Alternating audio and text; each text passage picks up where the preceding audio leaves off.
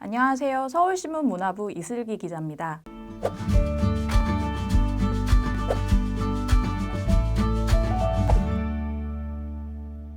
제가 3달 전에 슬기로운 문학생활로 처음 인사를 드렸는데요. 오늘 그 2번째 시간입니다. 그 사이에 저에게 많은 책들이 들어왔는데 그중에서 여러분과 함께 읽고 싶은 소설 4종을 가지고 왔습니다. 이 책들인데요. 이 책들이 최근 2달 새 출간된 한 작가, 마르그리트 듀라스의 소설들입니다. 왜 이 작가의 소설이 한꺼번에 4종이나 출간이 됐는지, 그리고 왜 제가 이 계절에 이 작가의 소설을 추천하는지 앞으로 설명해 드리겠습니다.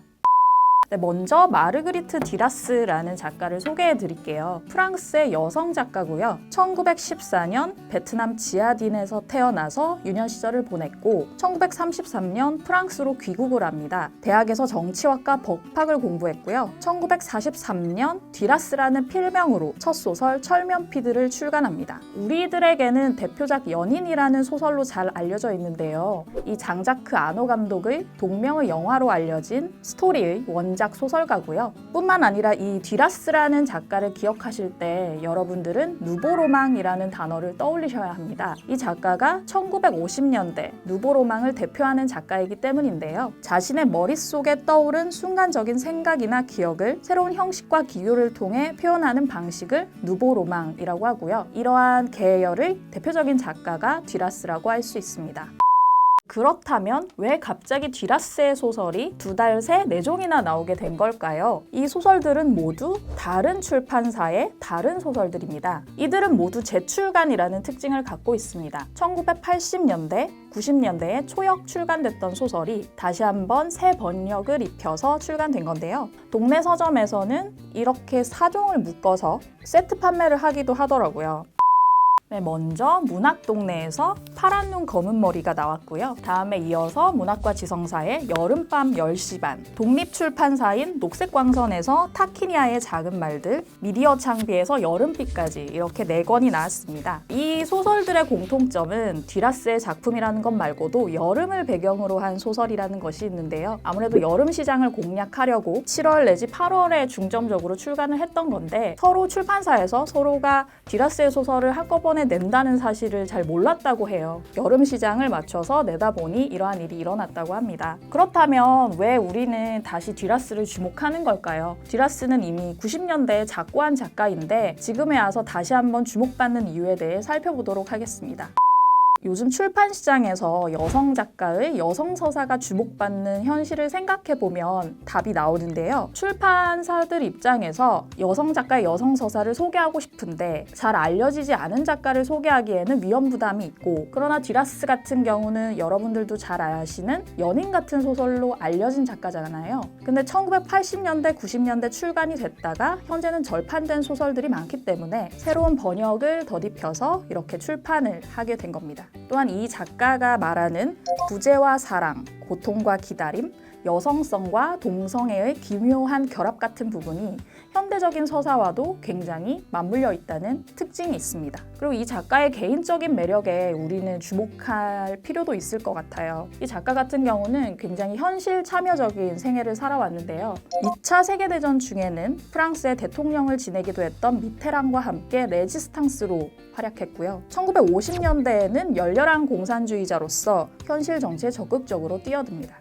알제리 전쟁 반대 운동이나 68 혁명 같은 프랑스 현대사의 굵직한 현장에 모두 있었고요. 뿐만 아니라 듀라스는 작가로서만 활동한 것이 아니라 영화에도 활발히 진출을 합니다. 히로시마 내 사랑이라는 작품의 시나리오 작가이기도 하고요. 직접 연출한 영화들도 많이 화제가 되고 있습니다. 우리가 듀라스에 주목하는 이유를 또 한 가지 들면 세계 로맨스를 들 수 있습니다. 듀라스가 66세였던 1980년 28살이던 게이 남성 얀 앙드레아와 운명적인 사랑을 하게 됩니다. 오랜 듀라스의 독자였던 얀은 수년 동안 듀라스에게 구애하는 편지를 보내고 이에 듀라스는 오세요라는 한마디로 답하게 됩니다. 듀라스가 82로 세상을 떠날 때까지 16년간 함께한 사람이 얀 안드레아라는 남성인데요. 듀라스가 말년의 알코올 중독과 간경화를 앓으면서 굉장히 고생하던 시절에도 얀 안드레아는 옆에서 꾸준히 보필을 했고요. 말년에 썼던 많은 작품들이 실제로 얀 앙드레아가 타이핑을 한 작품이라고 합니다.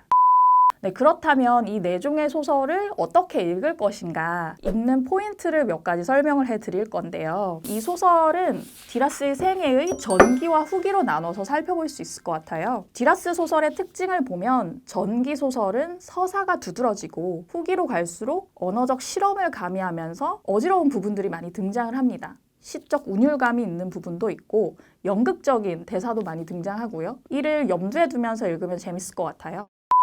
다음으로 디라스 책을 읽는 독법 두 번째를 말씀드리면 이 줄거리를 한번 생각을 해보시면 좋을 것 같아요. 기본적으로 디라스 소설이 불가능한 사랑에 대한 욕망, 탐구 하는 정신이 들어가 있거든요. 이 작품들도 어느 정도 그러한 주제에 맞춰서 경향성을 띠고 있어요. 예를 들면 타키니아의 작은 말들, 여름밤 10시 반, 파란 눈 검은 머리 같은 경우는 남녀의 삼각, 사각관계를 다루고 있다고 보시면 됩니다. 여름을 배경으로 어느 한적한 마을로 휴양을 떠나게 되고 거기서 예기치 못한 사건에 맞닥뜨리게 됩니다. 이 사건을 눈앞에 두고 함께 휴양을 갔던 남녀 사이에 공기가 기묘하게 달라지면서 서로가 서로를 보는 눈빛이 조금씩 달라지고요. 이들의 삼각, 사각관계를 살펴보는 작품들이 바로 이 세 작품이라고 할 수 있겠습니다. 이와 조금 결을 달리하는 작품이 마지막에 씌어진 여름비라고 할 수 있을 것 같아요. 1994년에 작고한 디라스가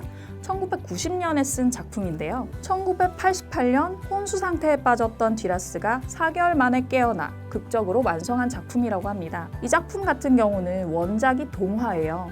디라스 자신이 1971년에 썼던 아 에르네스토라는 동화를 바탕으로 이후에 영화 아이들을 만들었는데요.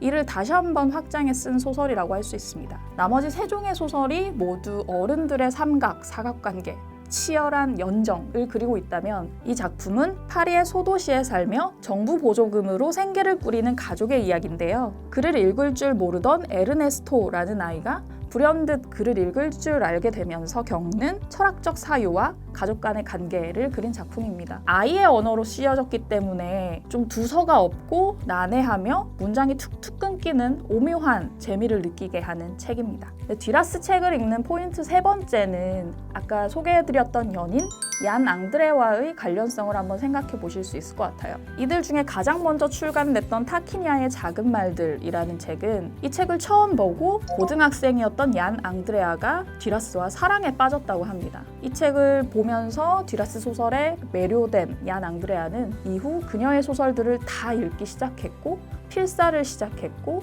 디라스에게 편지를 보내기 시작합니다. 그러한 사랑의 도화선이 된 소설이 이 책이라고 할 수 있고요. 그렇게 어렵게 만난 디라스와 얀 앙드레아가 결실을 맺게 된 소설이 파란 눈 검은 머리라고 할 수 있습니다. 이 책은 디라스가 얀 앙드레아에게 헌정한 소설이기도 하고요. 자신이 쓴 소설들 중에서 가장 위대한 사랑 이야기라고 디라스 본인이 밝힌 바 있습니다. 디라스 소설을 읽는 마지막 포인트는 번역을 한번 세심하게 살펴보시면 좋을 것 같아요. 일단 여름밤 10시 반 같은 경우는 김석희 번역가가 번역을 했습니다. 김석희 번역가는 쥘 베른 선집, 모비딕, 시오노 나나미의 로마인 이야기를 번역한 분으로 잘 알려져 있는데요. 이분이 이 소설을 1980년대에 번역을 하신 적이 있다고 해요. 이번에 다시 번역을 하면서 주의한 점은 예전에는 표현 중에 여성들이 남성에게 말할 때는 존댓말을 쓰고 남성들이 여성에게 말할 때는 반말을 쓰는 이런 가부장제가 있었는데 이 소설에서는 그런 면을 전부 없앴다고 하고요. 여름비 같은 경우는 소설가 백수린 씨가 번역을 했습니다. 백수린 작가 같은 경우는 프랑스 문학 전공자인데요. 여름비를 번역하면서 신경 쓴 부분을 물어봤더니 기존의 번역에서는 의역을 많이 했다. 디라스의 문장이 어렵기 때문에. 그런데 이번 번역에서는 좀 더 디라스의 말맛을 그대로 살리려고 노력했다고 했습니다. 코로나19 시대 지금 거리두기의 계절이죠. 제가 최근에 읽었던 손원평 작가의 소설 프리즘에 이런 말이 있었습니다. 얼굴을 덮은 마스크의 면적만큼 우연이라는 마법이 줄어든 시절이라는 얘기가 있었는데요. 그만큼 사랑하기 어려운 계절이라는 의미로 제게는 다가왔습니다. 근데 디라스 소설을 읽으시면서 여러분들이 느끼실 부분은 그 불가해한 사랑을 계속해서 추구해 나가는 이들의 욕망, 에너지가 있는 것 같아요. 이런 거리두기 계절에 디라스를 한번 같이 읽어보시는 게 어떨까 추천드립니다. 네, 다음 시간에 또 뵙겠습니다. 감사합니다.